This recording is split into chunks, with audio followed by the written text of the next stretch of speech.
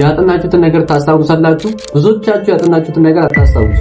ምክንያቱም የምታጠኑበት መንገድ ትክክል ስላልሆነ። አይምሯችን የተሻለ ለመጠቀም የሚረዱ መንገዶች ላይ በጣም ብዙ ጥናት ተደርጓል። አንዳንድ የጥናት መንገዶች ከሌሎቹ የበለጠ ውጤታማ ናቸው። በዚህ ቪዲዮ 5 በጣም ውጤታማ የሚባሉትን የጥናት መንገዶች እነግራችኋለሁ። ስለዚህ ለቻናሌ አዲስ ከሆናችሁ ቻናሌን ሰብስክራይብ፣ ይህንን ቪዲዮ ላይክ በማድረግ ጀምሩ። አሁን ቀጥታ ወደ ጥናት መንገዶቹ እንለፍ።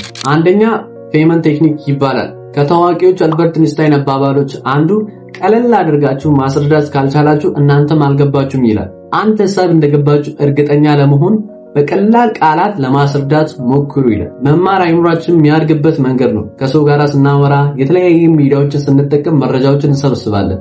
ነገር ግን መረጃ መሰብሰብ ማለት አንድን ሐሳብ ሙሉ በሙሉ ተረድተናል ማለት አይደለም። የፌመን ቴክኒክን ላስረዳችሁ። ሪቻርድ ፌመን ከታዋቂ ፊዚሻን በተጨማሪ አስተማሪ ነበር። ውስብስብ ሐሳቦችን በቀላሉ ማስረዳት ይቻላል ይላል። ውስብስብ ሐሳቦችን በቀላሉ ማስረዳት ካልቻላችሁ እናንተም አልገባችሁም ማለት ነው። ስለዚህ እንደገባችሁ እርግጠኛ ለመሆን አሁን የምነግራችሁ ነገሮች አፕላይ ማድረግ አለባችሁ። አንደኛ ላይ የሆነ ቶፒክ መርጣችሁ ታነባላችሁ። በመጀመሪያ የምታደርጉት ነገር ማንበብ ነው። እሱን ካነበባችሁት በኋላ ሁለተኛ ላይ ያ ያነበባችሁት ነገር በቀላል መንገድ ለሌላ ሰው ታስረዳላችሁ ማለት ነው። ሶስተኛ ላይ ያነበባችሁት ነገር በቀላል መንገድ ለሌላ ሰው ስታስረዱት ስራ ግን የምታደርጉበት ቦታ ሊኖር ይችላል። ያልገባችሁና በቀላል መንገድ ማስረዳት የከበዳችሁ ቦታ ማለት ነው። እሱን ለይታችሁ ታወጣላችሁ። እሱን ለይታችሁ ካወጣችሁት በኋላ ወደ ኋላ ትመለሳላችሁ ማለት ነው። ወደ ኋላ ተመልሳችሁ ያንን ፖይንት ድጋሚ ታነባላችሁ። ድጋሚ ሪቫይዝ ታደርጋላችሁ። ድጋሚ ሪቫይዝ ካደረጋችሁ በኋላ አራተኛ ላይ ምንድነው የምታደርጉት? እሱን ሪቫይዝ ካደረጋችሁ በኋላ አሁንም ድጋሚ ያንን ኮንሴፕት በሲምፕል ዌይ ለሌላ ሰው ለማስረዳት ትሞክራላችሁ።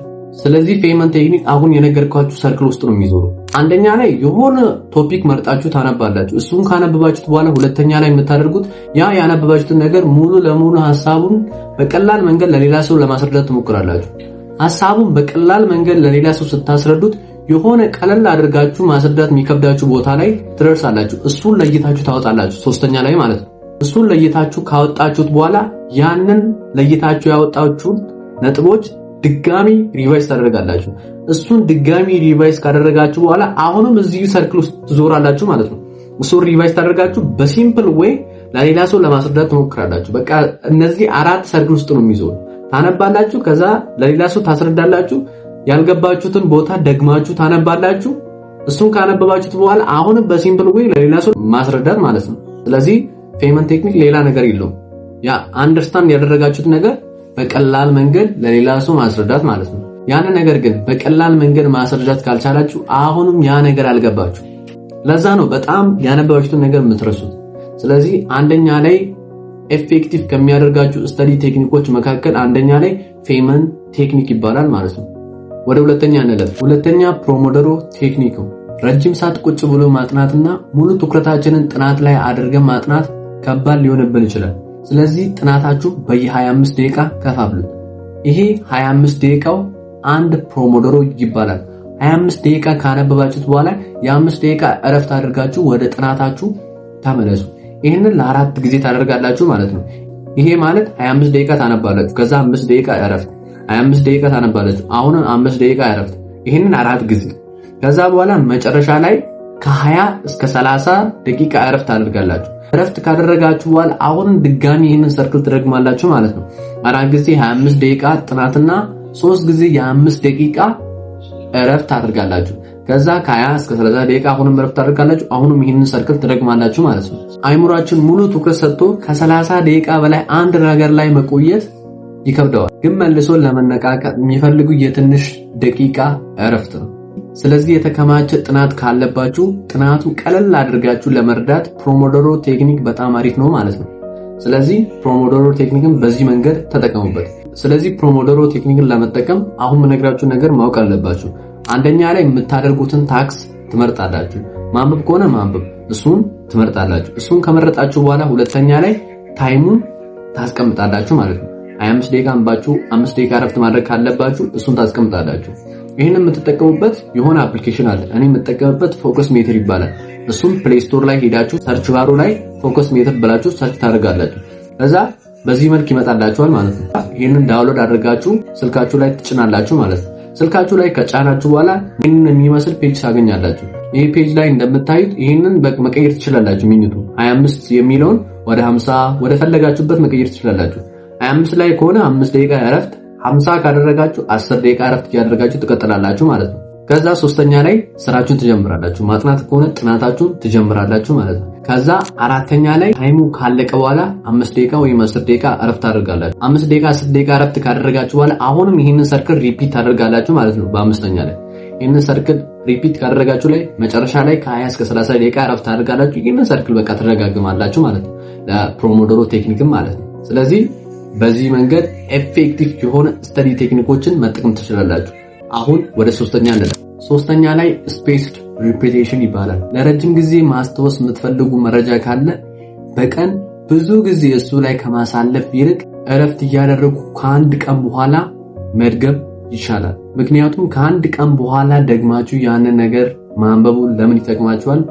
ያ መረጃ ለረጅም ጊዜ እንዲቀመጥ እንድታስታውሱት በደንብ ስለሚረዳችሁ ማለት ነው። ሳይንቲስቶች እንደሚሉት እንድናስታውስ የሚያደርገን አእምሯችን ውስጥ ያለ ሳይነፕስ በምንተኛበት ጊዜ ራሳቸውን ይገነባሉ።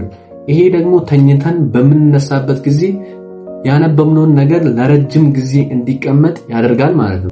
ስለዚህ ስፔስድ ሪፒቴሽን ላይ ስፔስ እየሰጣችሁ እረፍት እያገኛችሁ የምታነቡት ነገር ለረጅም ጊዜ ይቀመጣል ማለት ነው። ስለዚህ የሆነ ነገር ስታነቡት በአንድ ቀን ብዙ ጊዜ እሱ ላይ ከማሳለፍ ይልቅ ስፔስ እየሰጣችሁ የሆነ ቀን እያለፋችሁ አንድ ቀን ከሆነ አንድ ቀን እያለፋችሁ ከዛ 4 ቀን 7 ቀን ምናምን ረጅም ጊዜ እያደረጋችሁ ከቀጠላችሁ ያ ነገር አእምሯችሁ ውስጥ ለረጅም ጊዜ የመቀመጥ እድሉ በጣም ከፍተኛ ነው ማለት ነው። ስለዚህ ስፔስ ሪፒቴሽን የጥናት ቴክኒክን በደንብ መጠቀም አለባችሁ፣ ነገሮችን ለረጅም ጊዜ እንዲቀመጥ ከፈለጋችሁ ማለት ነው። አሁን ወደ አራተኛ ላይ ከባዱን ቅድሚያ ማጥናት። ጠዋት ላይ ከባዱን ነገሮች ሳንሰንፍ ማድረግ ከሰዓት ወይም ማታ ላይ ሳንሰንፍ ከማድረግ ይቀላል። ስለዚህ ከባድና ጊዜ ይፈጃል ብላችሁ የምታስቡትን ቀድማችሁ አጥኑ። ከዛ በኋላ ወደ ቀላሎቹ ስትመጡ ከባዶቹን ስለጨረሳችሁ ይሄ ያነቃቃችኋል ማለት ነው። ስለዚህ መጀመሪያ ላይ የምታደርጉት ምንድነው? ከባድ የምትሉትን ጊዜ ይፈጃል ብላችሁ የምታስቡትን አሁን ጊዜ ባላችሁበት ጊዜ እሱም በትክክል አንብቡ። ከዛ ወደ ቀላሉ ስትመጡ ምንም ኤነርጂ ምናምን አያስፈልጋችሁ፣ ምክንያቱም በጣም ኤነርጂቲክ ስለሆናችሁ ማለት ነው። ስለዚህ ይቀላል እሱ። ስለዚህ ምንድነው አራተኛ ላይ የምታደርጉት? ከባዱን ቅድሚያ ማጥናት። አምስተኛ ላይ ማይንድ ፓላስ ይባላል። ሰዎች በተፈጥሯችን አንድ ነገር ለማስተዋል ከሌላ ነገር ጋር ማያያዝ ነው። አንድ ነገር ከሌላ ጋር ማያያዝ ያንን ነገር በቀላሉ እንድናስታውስ በደንብ ይረዳናል። ስለዚህ ማስታወስ የፈለጋችሁት ነገር በጣም ለማስታወስ የሚጠቅማችሁ የሚባሉትን ቦታዎች ቤታችሁ፣ ትምህርት ቤታችሁ ወይም በደንብ አውቃለሁ ብላችሁ የምታስቡትን ቦታ ሊሆን ይችላል። ቦታውን በአእምሯችሁ በደንብ ከያዛችሁት በኋላ ውስጥ ያሉትን ቋሚ ዕቃዎችን በምናባችሁ መሳል ጀምሩ። እያንዳንዱን ዕቃዎች ከነቀማመጣቸው ያንን ቦታ ስትገቡ የምታገኙትን ዕቃዎች በቅደም ተከተል አስቀምጡ። እንደገባችሁት የምታገኙት ዕቃ አንደኛ ላይ፣ ከዛ ቀጥሎ የምታገኙትን ሁለተኛ ላይ፣ ከዛ ቀጥሎ የምታገኙትን ደግሞ ሶስተኛ ላይ እንደ ቅደም ተከተል አስቀምጡ። ባስቀመጣችሁት ቅደም ተከተል ራሳችሁ ጠይቁ። ሶስተኛ ዕቃ ምን እንደሆነ ከመጀመሪያ ዕቃ ማስታወስ ሳይጠበቅባችሁ ማወቅ እስከምትችሉ ድረስ ማወቅ ስትችሉ ወደሚቀጥለው ደረጃ ማለት ትችላላችሁ። ማስታወስ የምትፈልጉት መረጃ ምሳሌያዊ ላይሆን ይችላል፣ ነገር ግን እናንተ ወደ ምሳሌያዊ መቀየር ይጠበቅባችኋል። ከዛ መረጃውን ማስታወስ በምትፈልጉበት ቅደም ተከተል ከዕቃው ጋራ ማያያዝ ማለት ነው። ይሄኛው የማስታወስ መንገድ በጣም አድካሚ ነው ብላችሁ ልታስቡ ትችላላችሁ። ልክ ናችሁ። በጣም ብዙ ሰዎች ይሄንን አይጠቀሙም፣ ምክንያቱም አድካሚ ስለሆነ። ነገር ግን ይሄንን ቴክኒክ የሚጠቀሙ ሰዎች ለማስታወስ በጣም የሚጠቅም ቴክኒክ። ለዚህ ማይንድ ፓላሲ የሆነ ማስታወስ የምትፈልጉትን መረጃ ከሆነ ነገር ጋራ ማያያዝ ማለት ነው። ስለዚህ ማይንድ ፓላሲ ማለት ይሄ ነው። ስለዚህ ኤፌክቲቭ የተባሉት ስተዲ ቴክኒኮች አሁን የነገርኳችሁ ነው። አንደኛ ላይ ፌመን ቴክኒክ ይባላል፣ ቀለል አድርጋችሁ ለሌላ ሰው ማስረዳት። ሁለተኛ ላይ ፖሞዶሮ ቴክኒክ ይባላል፣ 25 ጥናት 5 ደቂቃ እረፍት። ሶስተኛ ላይ ስፔስድ ሪፒቴሽን ይባላል። አንድ ነገር ለማስታወስ በቀን ብዙ ጊዜ እሱ ላይ ከማሳለፍ አንድ ቀን እረፍት እያደረጋችሁ ቀጣይ ቀን እያነበባችሁ ብትሄዱ አሪፍ ነው የሚል ማለት ነው። የሆነ ስፔስ እየሰጣችሁ ያን ነገር ሪፒት ማለት። አራተኛ ላይ ከባዱን ቅድሚያ ማጥናት፣ ምክንያቱም ቀላሉን ነገር ለማጥናት ኤነርጂ ስለምታገኙ ይቀላችኋል ማለት ነው። አምስተኛ ላይ ማይንድ ፓላስ፣ ሆነ ማስታወስ የምትፈልጉትን ነገር ከሆነ ዕቃ ጋራ ማያያዝ ማለት ነው። ስለዚህ በዚህ መንገድ ያጠናችሁትን ነገር በቀላሉ ማስታወስ ትችላላችሁ። ይሄንን አሁን የነገርኳችሁን ስተዲ ቴክኒኮች በትክክል ተጠቀሙበት። በጣም ፕሮዳክቲቭ ትሆናላችሁ። ምክንያቱም ሳይንቲፊካሊ ፕሩፍ የሆኑት ስተዲ ቴክኒኮች ስለሆኑ ማለት ነው። ስለዚህ በዛሬ ቪዲዮ የሆነ ጠቃሚ ነገር እንዳገኛችሁ ተስፋ አድርጋለሁ። በሌላ ደግሞ በሚገርም ቪዲዮ እስከምንገናኝ ድረስ ደህና ቆዩ።